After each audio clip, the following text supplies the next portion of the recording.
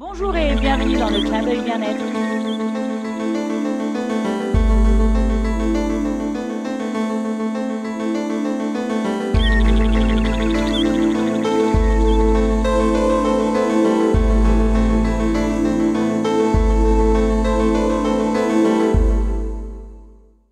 Bonjour et bienvenue dans le clin d'œil bien-être. Bonjour Martine. Bonjour. Alors aujourd'hui on va parler de quoi? Des maladies auto-immunes. Ah oui.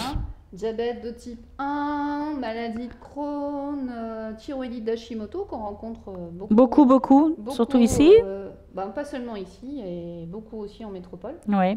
Donc on a souvent, au départ on ne connaît pas très bien en fait le principe des maladies auto-immunes. On ne savait pas trop ce qui se passait parce que le corps, en fait, les anticorps s'attaquent eux-mêmes.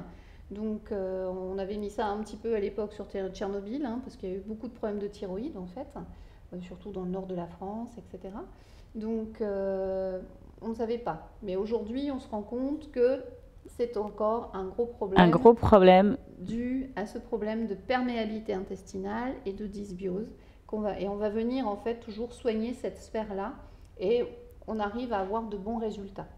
Donc par exemple pour le diabète, qu'est-ce que tu conseillerais? Le diabète de type 1, pour le diabète de type 1, c'est pareil. Donc ça va être revoir son alimentation. Ouais. Toujours donc aller plutôt, comme j'avais déjà dit une première fois, vers un régime plutôt paléolithique, donc fruits, privilégier fruits, légumes et des protéines, mais éviter les protéines le soir. Ouais. Ah oui, ça oui. Des légumes. Toujours essayer de rendre un maximum, assainir les intestins qu'on a tendance à encrasser parce que ce sont des maladies aussi d'encrassement.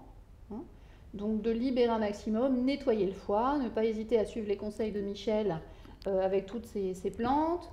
Tout à fait. Voilà, pour drainer foie, rein, poumons et alléger en fait au maximum les intestins pour que ceux-ci puissent digérer les choses sans qu'elles passent au travers de la barrière intestinale. D'accord. Voilà.